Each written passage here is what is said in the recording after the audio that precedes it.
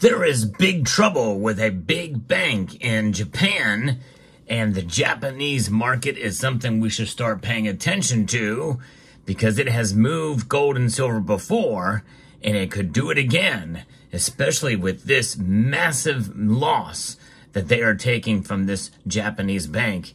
I'll explain in this video as we explore.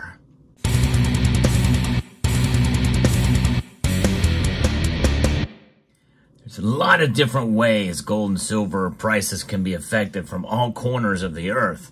And in this case, it is starting to rock the news cycle, first in Asia, but also Reuters has picked up this as well.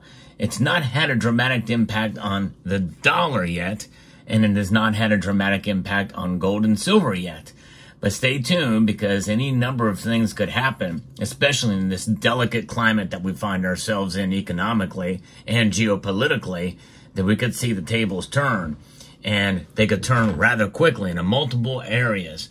First, let's get into what's happening here. This is from Xinhua. This is the Asia-Pacific region from this Asian news source. Japan's century-old bank faces mounting crisis over high U.S.-European rates.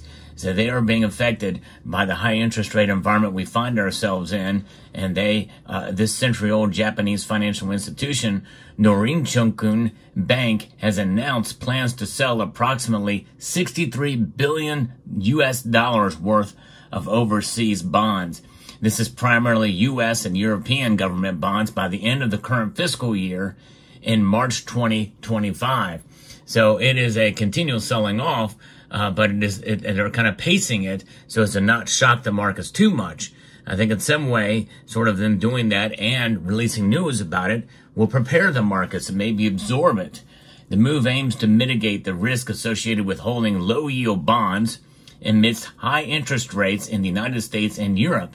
And this decision is expected to convert the bank's on-paper losses into actual losses, potentially increasing its net losses for the fiscal year to 1.5 trillion yen, according to local media reports.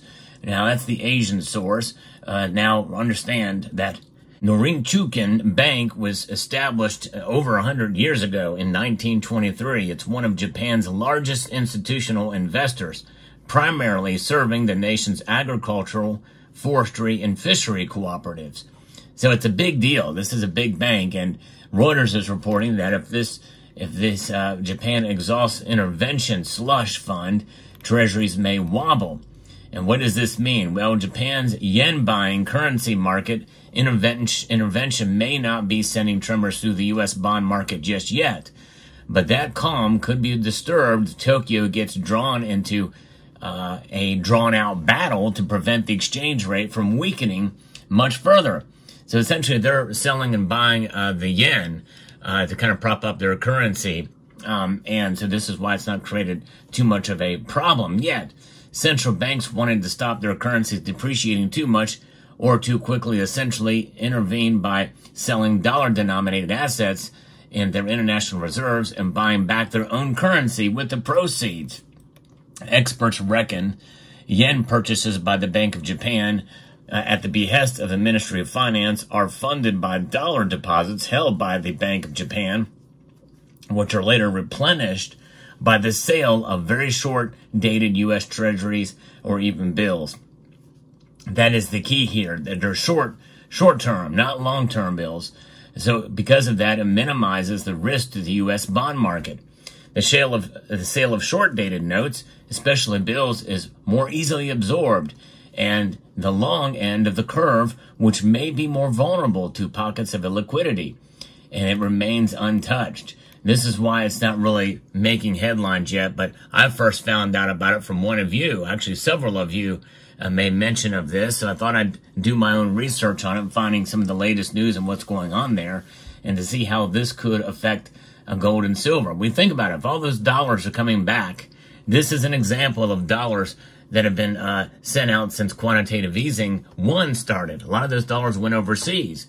And so when more of them come back, that means that there's going to be an increased supply of dollars back into the domestic supply chain of dollars. And so when we see that occur, that's going to cause inflation. Now, the Federal Reserve may just absorb those and just take those away, but that's a loss of value. That's money that's gone, essentially. And so what does that mean? And that means that, the dollar strength is going to be weakening even further. It's a de-dollarization, but not on purpose. It's de-dollarization because they can't afford the high interest rate environment that the United States is in right now. Getting back into the article here, Japan has a pretty deep pool of dollars, deposits it can dip into to buy yen, but it's not limitless. If it's drained, bond investors may reasonably wonder whether Japan, the world's largest overseas holder of treasuries, will turn to selling U.S. bonds, and that's the long ones. Estimates suggest Japan could have up to $155 billion in dollar deposits. Japan sent an estimated $35 billion buying yen just this past week, and just over $60 billion in 3 days in September and October of 2022. Tokyo would likely consider other options to support the yen if need be. Steps to encourage repatriation, tighter monetary policy, tapping currency swaps, lines with the Fed, accessing funds from other sources before outright U.S. bond sales. But it is a tail risk. And to think about it, the dollar weakens. Well, I think we're going to see a bigger reaction, a much quicker reaction into gold and silver. And we're going to see a rally stacked up upon another rally if that were to happen. And the thing is that could happen fairly quickly once it gets to that stage. So there's a lot more that I think is riding on this, especially in terms of the long bond market and the already under pressure environment we find economically around the world, and with inflation around the world, especially here with the U.S. dollar. Japanese selling of dollars is not going to create big pressure in the treasury market for now, notes Shikai Harikumar, who is a micro strategist at Exante Data. But in the unlikely event that MOF gets into a protracted fight with the FX markets, we might expect some knock-on effects on the treasury market yields, especially in the 2 to 5 year segment, with the potential spillovers to the rest of the curve.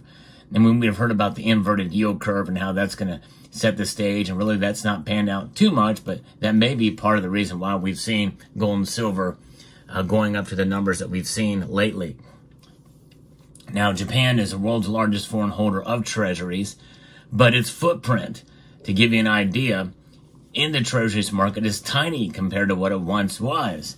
According to Treasury International Capital figures, Japan held $1.17 trillion in U.S. Treasury securities at the end of February. Japan's official international reserves are $1.3 trillion. So those are big numbers, but Japan's presence in the U.S. bond market has greatly diminished over the years. And you think about that, in August of 2004, Japan owned 18.2% of all Treasury securities outstanding. But now it's just barely 4%. It's been on a nosedive since 2004, essentially. But yet gold and silver's price has only modestly really increased because of this. There's a lot of other factors that have caused why, that have, participated into why gold and silver have risen. So that's something else to consider here. Will it be that big of a deal? I think the only reason why it would be is because it's already an aggravated market that is good for gold and silver. And it could just aggravate it a little bit more. De-dollarization, and not on purpose. Unintentional de-dollarization is what's going on in Japan right now. As a Barclays analyst note, foreign central banks used to be the backbone of the U.S. bond market. Their appetite for treasuries has faded as their FX reserves have largely held steady around $12 trillion for the past 10 years. Foreign holdings of U.S. Treasury bonds by the end of February were around $3.5 trillion, and holdings of bills stood at $266 billion. The total $3.76 trillion is the lower end of the $3.6 to $4 trillion range that was broadly held since 2011. So it could be problematic for treasuries, but only eventually. But it's something to pay attention to because, again, as I say, we live in a fragile world economically. anything could happen that could turn the tables one way or the other, but more likely it's going to be a negative for the economy. There's been talk of a recession for quite a while now, and we keep getting numbers that seem to be good, but you know how they are with the chefs at the Cook the Books Club. They are cooking the books for sure. I don't think things are as good as they say they are, but I think that any good news should be welcomed, no matter who is in power from whatever country. Good economic data is always good if it's genuine, and so you have to look at the nuance. You have to look at the bigger picture, understand what's going to be affecting things, and this is something we should keep our eyes on. Although it'll be probably a while before it really has any dramatic effect, especially if we see it bleed over into the long-term bond market, and see how that affects gold and silver. But interesting indeed. But one thing is for sure, the dollar is not going to be, it's not going to get any better in terms of inflation for quite a while.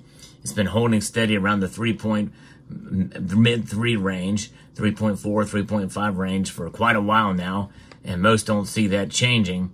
And they think that, well, we may lower interest rates in September, but this may be one reason why they may lower interest rates so the Japanese bond market doesn't get in too much trouble here. I'm being very careful with my words, because I don't want to say it's going to crash, but the Japanese economy, is something else, as well as the Chinese economy. There's varying different things going on, but most believe that they don't have the healthiest of economies either.